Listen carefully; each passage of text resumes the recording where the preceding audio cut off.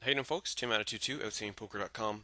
This is part two of my coaching series where we have a bunch of the outstanding poker coaches playing against each other. Hockey guy here, Jimmy Chance, John as Marty Funkhouse, and then we have, excuse me, OP member Eric, or Legion 62, and then we have our contest winner, Ultra Neo or Anshul.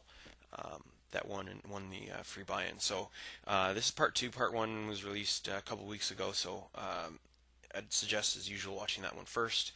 So I'm just going to dive right into the action here and hopefully come into some interesting spots. So the last one ended on a big overbet by Ultra Neo on Marty Funkhouse when I guess Marty, or I'll call him Jimmy or John, when he had, I think he said he had Ace Jack on that board. So it's interesting that Ultra Neo is going for the big overbet. I'm not sure. I assume it was for value, but I'm not sure.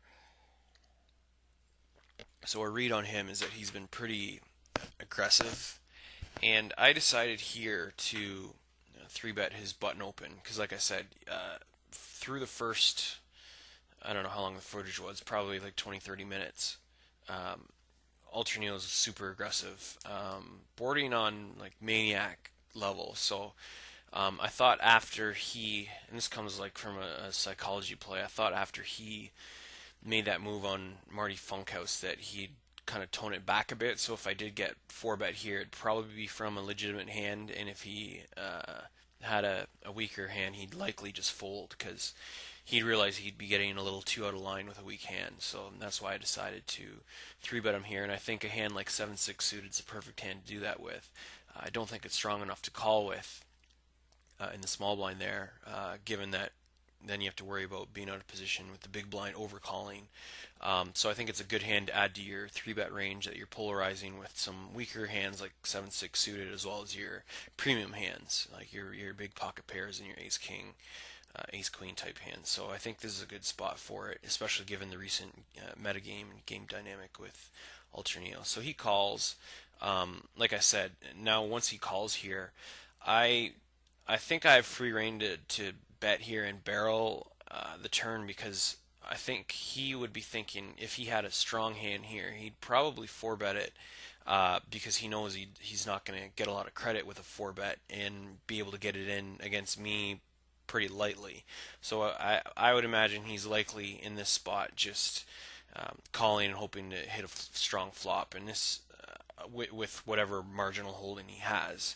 And I mean, yeah, he could have Queen Jack or whatever and hit this and not fold, but chances are he missed this dry board, and I'm going to take it down with a continuation bet quite often and be able to put a lot of pressure, especially on the turn, especially if the turn comes a spade where I hit my a backdoor flush draw, or it comes like a five where I hit a backdoor straight draw. So there's a lot of good turn cards that I can barrel pretty profitably.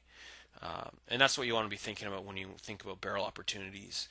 Is what type of turn cards are improve your equity in your range and hurt his range. So I think this is a good spot. So I assume I c bet here, and we played this session at least over a month ago, so I don't remember any of the individual hands and what people did. And you'll notice I bet just over half pot. I think that's a good sizing on this type of board. There's no real reason to risk any more than betting just a little over half pot. Um, and you would do that with both your bluffs and your value hands, just so that you're being balanced and you're not giving away anything with your bet sizing. So Ultra Neo calls, and we get a queen on the turn. It's not a great card for us actually at all because if we barrel that, we're repping a very strong hand that can stand up to the queens, and he can very likely have a queen. Now I don't know how wide he floats himself, so this is just a textbook example of the value of position. He can float here with a wide range. Like I mean, say he has a hand like 5-6